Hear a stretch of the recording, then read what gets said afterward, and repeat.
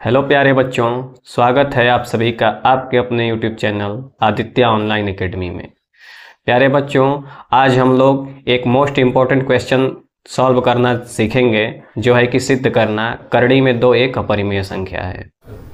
तो आइए इसको सॉल्व करते हैं। प्यारे बच्चों, ये कह रहा है कि सिद्ध करिए कि करड़ी में दो एक अपरिमेय संख्या है। तो जब अपरिमेय संख्या सिद्ध करना है तो मान लेते हो अपरिमेय है ही नहीं, वह एक परिमेय है। बात समझ में आ रहा है? अगर अपरिमेय नहीं तो परिमेय है, तो वही लिख देंगे कि माना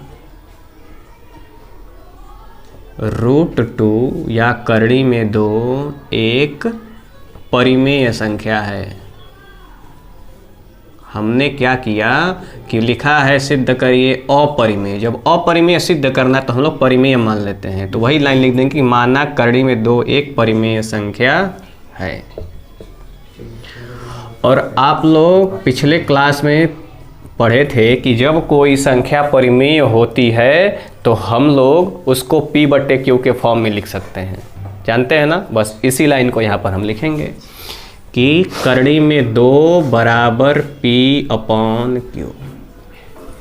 ठीक है, क्योंकि करड़ी में दो अगर परिमेय है तो उसको P/Q के फॉर्म में लिखेंगे। और एक लाइन क्या लिखेंगे, जहां P और Q सहअभाज्य संख्याएं हैं। सहअभाज्य संख्याएं हैं तथा Q बराबर नहीं है 0 के। बात समझ में आ रहा है? हम लोग ये मोस्ट इंपॉर्टेंट लाइन लिखे हैं कि जहां P और Q गायब हो गया। चलिए यहाँ लिख दे रहे हैं, P और Q सहअभाज्य संख्याएं हैं।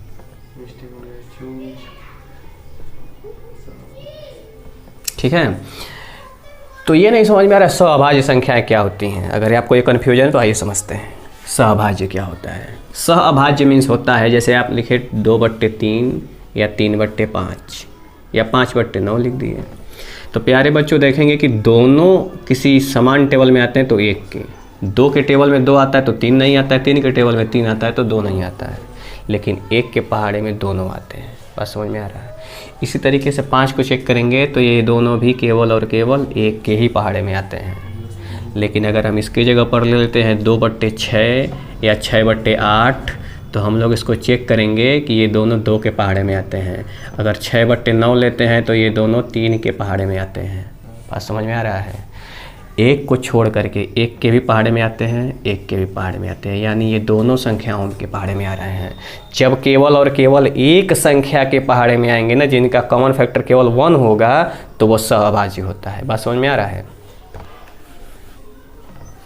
अगला लाइन क्या करेंगे, Q = 0 नॉट इक्वल टू 0 पढ़ेंगे। आगे हम लोग क्या समझेंगे कि Q बराबर नहीं है 0 के, ये क्या होता है।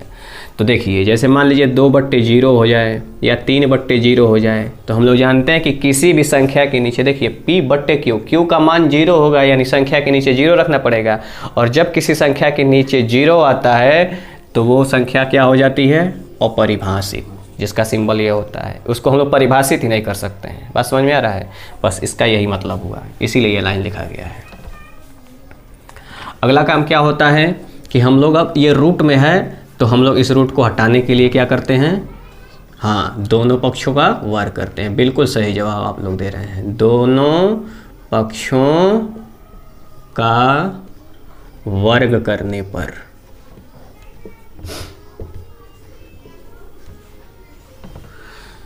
√2 का स्क्वायर, इधर स्क्वायर किए तो इधर भी करना पड़ेगा, तो P/Q का स्क्वायर। बात समझ में आ रहा है?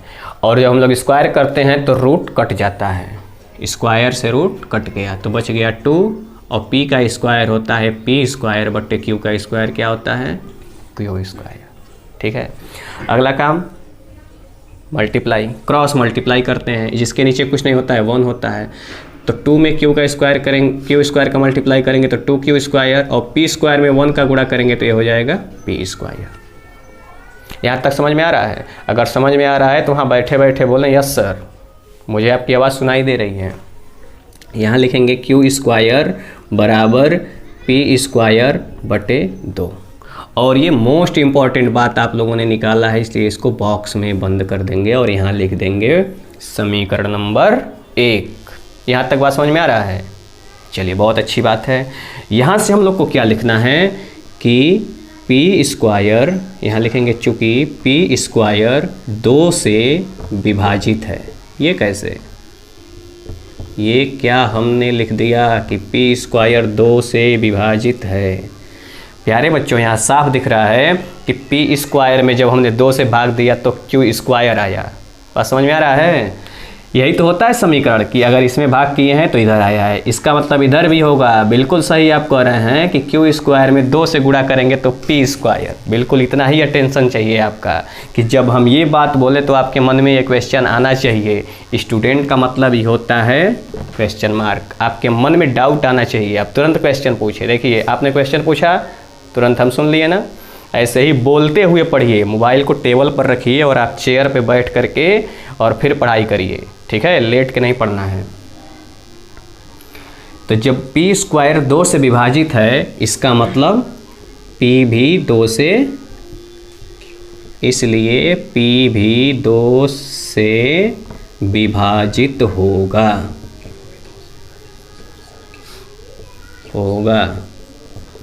बात समझ में आ रहा है?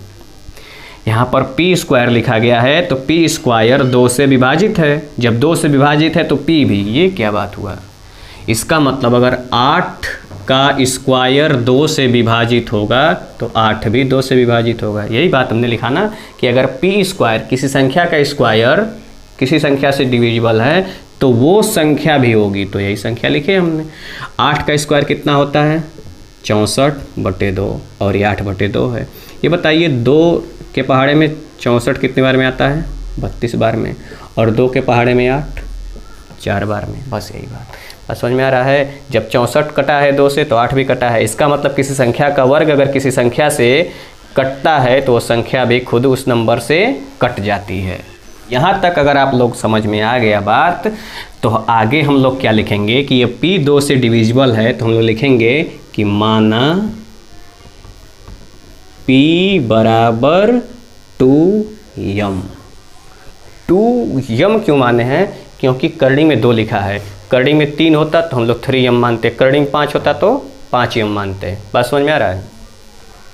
तो P बराबर 2m। तो अब इस समीकरण को लिख देंगे यहाँ पर, q square is equals to P का स्क्वायर। P का मान क्या है? 2m। इसका हम लोग स्क्वायर कर देंगे और बटे में आएगा 2। अब हम लोग इसको यहाँ लिखेंगे, q square is equals to 2 का स्क्वायर हो जाएगा 4 और m का स्क्वायर m स्क्वायर बटे में आ जाएगा 2। यहाँ तक आप लोग को समझ में आ रहा है? आगे का कार्यक्रम तो आपको पता ही है। बटे में देखते हैं आप लोग, तो काटने में तो एक्सपर्ट ही हैं, इतना तो आता ही है, ये नहीं समझाना है। तो ये हो जाएगा q square equal to 2m square.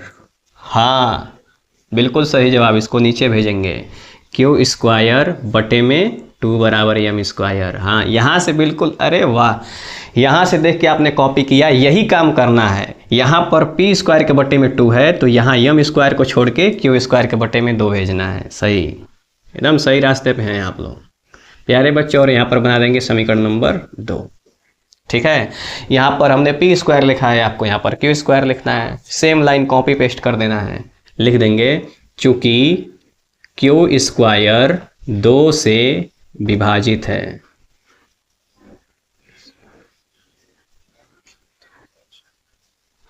इसलिए Q भी 2 से विभाजित होगा। इसके नीचे क्या लिखेंगे? चूँकि P तथा Q में कम से कम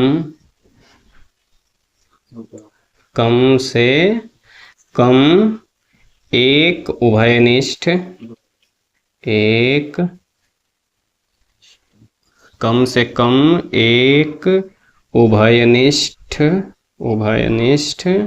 गुणनखंड 3 सॉरी 2 है ना, तो 2 है। अतः हमारी कल्पना विरोधाभास है, विरोधाभास है, इसलिए करड़ी में 2 एक अपरिमेय संख्या होगी।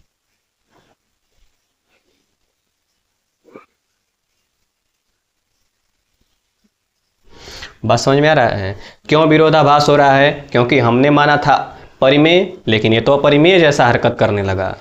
क्या कि हमने माना था कि दोनों सह अभाज्य हैं, मतलब इन दोनों के बीच में कॉमन फैक्टर 1 है, बस 1 के पहाड़े में आते हैं।